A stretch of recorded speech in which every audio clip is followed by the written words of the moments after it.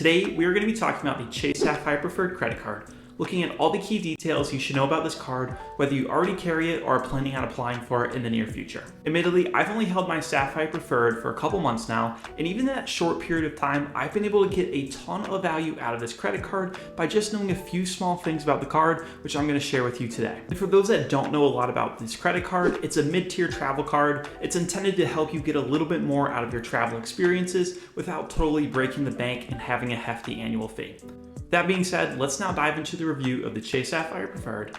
The first thing you should know about this card is that it has a $95 annual fee. And look, for those that are a little bit cautious about annual fees, just wait till the end of the video. We're gonna see a $50 statement credit with this credit card included outright, and then another $150 of partner benefits for the card, which basically will wipe away that annual fee if you do take advantage of the full value. Before diving in too far into the video, if you are going to apply, be sure you apply for the Chase Sapphire Preferred, not the Chase Sapphire Reserve. That's the upper tier card with a $550 annual fee. I'll have a video on that linked down below if you're interested in that. But the one we're looking at has just that $95 fee. So popping over to the Chase Sapphire Preferred website, we're gonna see here that at the time of filming, the sign-up bonus currently is that you can earn 60,000 Chase points when you spend $4,000 in the first 3 months of holding the credit card. Now that value is around $600 cash back, but as we'll see later with the card, that's actually gonna go up immediately if you do use it for travel. And right away, this is pretty standard for the mid-tier to upper tier travel cards in terms of the sign-up bonus.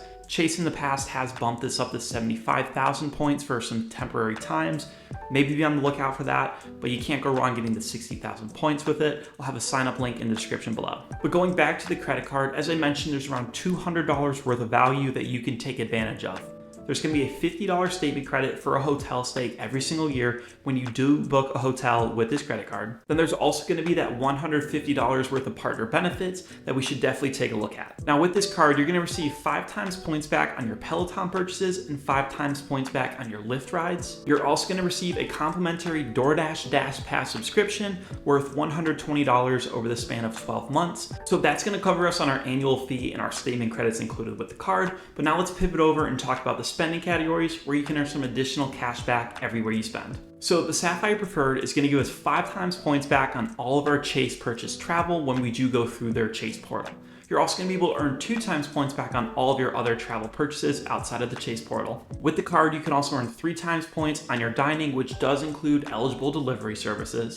You're going to be able to earn 3 times points back on your online grocery orders. This will exclude Target, Walmart, and wholesale clubs, however. Finally, you can earn 3 times points back on your select streaming services and then 1 times points everywhere else with the card. Now, admittedly, I don't necessarily love these spending categories as a lot of times they do overlap with your Chase Freedom Unlimited and Chase Freedom Flex categories. That being said though, it does offer some elevated perks on some day-to-day spending, which will quickly add up over time. But by far the best perk and the primary reason I actually got this card is that every single point you redeem for travel inside of the Chase ecosystem, you will get an additional 25% value to it. So let's say I have 100,000 Chase points, which is the equivalent of $1,000 cash back. Well, if I go and use my Chase Sapphire Preferred and I redeem my points through this card, I will get that extra 25%, which means I'll then have 125,000 points or an extra $250 to use for travel. This perk alone makes this card worth carrying. I'm someone that's been in the Chase ecosystem for a little over a year now. I've built up the Chase trifecta with the Freedom Unlimited, Freedom Flex, and now the Sapphire Preferred, and I have around 150,000 Chase points. So if I do go to use it for travel, I'm gonna get an extra $300 to $400 of value right away. And if you are worried of, oh, I'm gonna take a long time to build up Chase points, taking advantage of that sign-up bonus right away, that 60,000 points, if you just hit that and use those points for travel, that will then turn into 75,000 points, which is outright $150 cash back that you can go use for travel. Now, that's gonna cover us on all the big points surrounding the card, but there are still a lot of small things that you need to know about this credit card to get the full value out of it. So let's now pivot over on the website and look at the additional card benefits and features. The first thing we're gonna see is that there are no foreign transaction fees. You're gonna have 24/7 customer service that you can call in case things go wrong, and you're also gonna have the ability to pay things back slowly over time on eligible purchases. Looking at our travel-related benefits and perks, we're gonna have an auto rental damage collision waiver, trip cancellation insurance, baggage delay insurance, trip delay reimbursement, and travel and emergency services. So if you are going to be traveling, carrying this card is just having an extra layer of insurance when you do purchase with it. It's nice to know that if things go wrong when you are traveling, it's got you covered. Looking now at some purchase-related coverages, we're going to have a purchase protection coverage as well as an extended warranty protection. There's definitely a lot of things I didn't necessarily go into enough detail for. I'd recommend going over to the website, reading up on how to take advantage of this value. So if you do travel, you make sure that you are eligible to have these coverages. Be sure to go to the website and check that out. And now I want to talk about another reason that this is one of my favorite credit cards. And the reason here is that it's part of the Chase ecosystem. Now, why is this one of my favorite parts? One, Chase has a great trifecta that's affordable and easy to set up for beginners, consisting of the 2 Chase Freedom cards and one of the 2 Chase Sapphire cards. I went with the lower tier Chase Sapphire card. Like we said earlier, there's an upper tier one if you're interested. Another perk of being in Chase is that they have some of the best transfer partners out there in my own personal opinion. You're gonna have 14 transfer partners, 11 being focused on your airline travel, 3 being focused for your hotels. In terms of the airlines, the couple that really stick out to me are Emirates, JetBlue, United, Southwest, and Virgin Atlantic. And then when it comes to the hotels, the 3 partners that you'll have access to, World of Hyatt, IHG Rewards, and Marriott Bonvoy.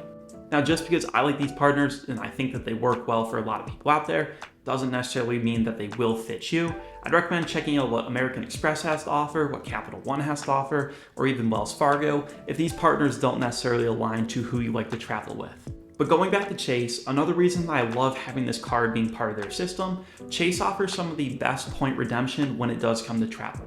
If you do redeem your points for straight cash back, you're going to be able to get 1 cent per point. However, when you do redeem it for travel, let's say I take my points, put it on this card and use it through the transfer partners, my value can potentially reach upwards of 2.8 to 3 cents per point. That being said, most points are going to be worth around 2 cents per point, but 2 cents per point doubles your value, which is pretty significant over time. Let me know down below your thoughts on the Chase system, especially when it comes to travel, or if you'd rather use American Express, Capital One, and just what they have to offer versus Chase. So that's going to be the big points surrounding the credit card that you need to know before applying, or if you already do carry it, to make sure you get the full value. That being said, I want you to compare to 2 other credit cards on the market that are very, very similar, but might offer a little bit more depending on what you are looking for. The first card I want to compare our Sapphire Preferred to is going to be the upper tier Chase card, the Chase Sapphire Reserve. The second card I want to compare this to is going to be the Wells Fargo Autograph Journey credit card. First thing first, let's look at the annual fees. The Chase Sapphire Preferred has that $95 annual fee, which I do believe is very, very affordable. The Chase Sapphire Reserve is going to have a much higher annual fee at $550. Knowing that though, there's going to be a lot more credits and value you can get out of that credit card. Pivoting over, the Wells Fargo Autograph Journey is going to have a $95 annual fee as well. This is also a mid-tier travel card, so don't expect to get a ton of value out of it, but still expect it to help you enhance your travel. In terms of the statement credits and value in each card, we're going to have the Chase Sapphire Preferred with that $50 statement credit right away each year, plus that $150 of partner benefits and value, which brings our total to around $200 of value with this credit card. The Chase Sapphire Reserve is going to give us a $300 annual travel credit to use. You're also going to have around $1,000 in partner benefits and value that you can take advantage of, which brings the total of value up for that card to around $1,300. And finally, our Wells Fargo Autograph Journey is going to give us a $50 statement credit. There's not going to be as much partner benefits and value inside of that card. Still think it's worth checking out, but that total value of the card is going to be around $50. Some other differences we're going to see with the cards are going to come with our spending categories. Our Sapphire Preferred has that 5 times points on our Chase purchase travel, 2 times points back on all of our other travel purchases, 3 times points back on our dining, 3 times points back on our online grocery orders, 3 times points back on select streaming services, and 1 times points everywhere else. The Sapphire Reserve is going to give us 10 times points back on our hotels and rental cars purchased through Chase, 5 times points back on our flights purchased through Chase, 3 times points back on all of our dining purchases, but the opportunity to earn 10 times points back on our dining purchase through the Chase portal. And finally, our Wells Fargo Autograph Journey is going to give us 5 times points back on our hotels, 4 times points back on our airlines, 3 times points back on all of our other travel purchases, as well as 3 times points back on our dining purchases. Some other things we should compare are the systems they are built in. Both the Chase Sapphire Preferred and Chase Sapphire Reserve obviously come from Chase.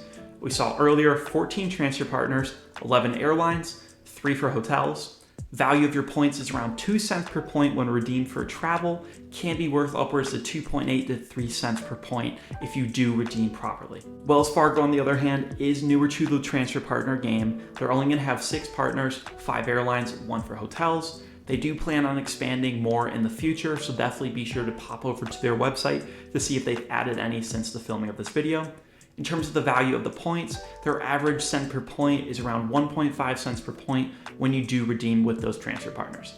I know that's much less than Chase. I'm going to give Wells Fargo a nod here that they are just starting to really get into the transfer partners, so don't necessarily write them off. The last note that we should compare, our Sapphire Preferred gives us that 25% boost on all of our points when we do redeem for travel. Our Chase Sapphire Reserve can actually give us 50% boost on all of our points when we do redeem for travel. That is a lot more, but once again, that's going to have a much higher annual fee.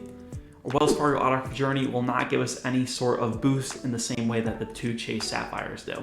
As a whole though, I don't think you can go wrong getting the Chase Sapphire Preferred. This has really been one of the best cards I've picked up in the past year, primarily because it grants me transfer partners with Chase, and also that 25% additional value. That's going to go a long way when I do start booking more trips in the near future. If you're on the edge between this card or maybe some others, be sure to check out the channel. I'm going to have a lot of side-by-side reviews and other card comparisons listed down in the description below if you aren't necessarily sold on the Preferred just yet. But I'd really love to hear your opinions on if this card really is worth the hype that I and so many other people online put around it, and what your favorite card is when you do redeem for travel. I really appreciate you all watching. If you guys go like, comment, subscribe as well, it goes a long way in helping me grow the channel. I'll see you in the next video.